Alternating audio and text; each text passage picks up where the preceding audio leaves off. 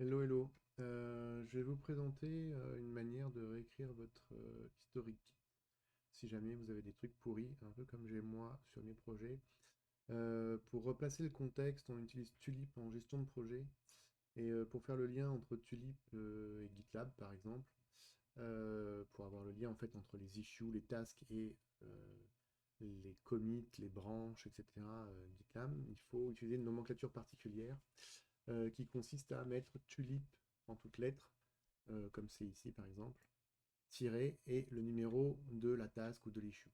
Sauf que moi, dans mon historique Git aujourd'hui, en fait, j'ai mis dièse et le numéro de l'issue. Et du coup, ce lien-là n'est pas reconnu. Je vais vous montrer en fait. Alors j'ai un petit raccourci, un petit alias Glola qui me fait l'historique Git en ligne de commande. Donc voilà. Donc pour montrer que la visu qu'on a dans GitLab et celle que j'ai dans en ligne de commande est à peu près la même. J'ai une branche main avec différents commits. J'ai une branche 1 qui part deux commits avant, une branche 2 qui part de l'avant-dernier, enfin, ouais, de l'avant-dernier commit. Donc voilà la situation. Et je voudrais réécrire en fait mon arbre de commit pour avoir tulip-222, tulip-333, tulip-789, ainsi de suite. Pour faire ça, je vais utiliser en fait la commande git filter repo, qui est une commande qui n'est pas native à Git, qu'il faut installer en plus. Sous Ubuntu, a priori, il faut la Ubuntu 22.04 si vous voulez l'installer avec un apt install git filter repo. Il doit y avoir moyen de l'installer sans ça à partir des binaires, hein, sinon à partir des sources peut-être même. Mais bon, c'était plus simple comme ça. Moi, je suis en Ubuntu 22.04 sur en WSL2 sous Windows. Ça fonctionne plutôt bien. Et donc cette commande, en fait, elle a plusieurs options. Donc elle a notamment une option, je vais réécrire, qui s'appelle "replace message" pour réécrire le message. Alors, il y a une option qui permet de réécrire les adresses email par exemple, enfin il y a différentes autres options. Et elle prend en paramètre un nom qui est un nom de fichier en fait dans lequel on va pouvoir mettre une expression régulière pour faire le remplacement.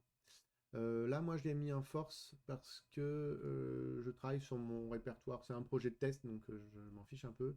Je travaille sur mon répertoire, enfin sur mon projet courant. Et il est conseillé, en fait, pour le filter repo, de faire un clone tout frais d'un projet pour travailler sans historique local, etc. Donc là, moi, la petite nuance, c'est que j'ai déjà un historique local et que je ne travaille pas dans ce mode-là. Donc le filter repo le détecte et si on ne met pas le force, refuse de se lancer. Parce que bien évidemment, c'est une opération qui réécrit l'arbre de commit Git.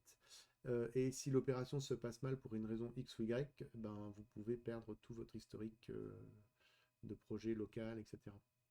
Donc la méthode qui est suggérée, c'est on fait un clone tout frais, on travaille sur le clone tout frais, et une fois que tout a été bien mis, éventuellement on push sur le serveur, etc. Ça nécessite bien sûr, si vous travaillez en équipe à plusieurs sur le même repo, que tout le monde ait commit push son travail et soit synchronisé avec le serveur avant de faire la manipulation et ne fasse pas de nouvelles branches ou de nouvelles choses depuis son historique local tant que l'historique n'a pas été réécrit et poussé sur le serveur, sinon, enfin, sous peine qu'ils ne puissent pas pusher ses branches comme ils veulent, comme il veut, et puis qu'ils soient obligés de peut-être de faire du cherry pick ou de réécrire des parties de code ou des choses comme ça. Donc c'est un peu embêtant.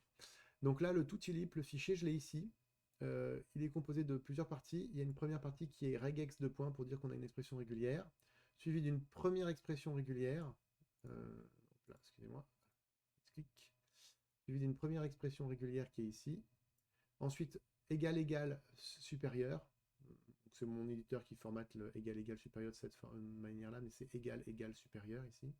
Et une deuxième expression régulière. La première, elle identifie ce qu'on veut remplacer, et la deuxième montre par quoi on veut le remplacer. Donc ici, en fait, j'ai un premier groupe point étoile qui dit tous les caractères, enfin, prend tous les caractères, autant nombre que tu veux, qui est suivi de une parenthèse, donc je suis obligé d'échapper la parenthèse, et d'un dièse. Donc parenthèse dièse, donc ça correspond en fait, le premier groupe il correspond à corps, ou ouais, j'ai mis que du corps là, mais voilà, tout ce qu'il y a avant. Mais ça pourrait être fit, fix, si on suit le conventional commit, ça pourrait avoir différents noms. Donc c'est pour ça que j'ai pris un premier groupe. Parenthèse dièse, ensuite le deuxième groupe va identifier mon numéro entre le dièse et la parenthèse fermante, deux points, et mon troisième groupe qui est tout ce qui suit.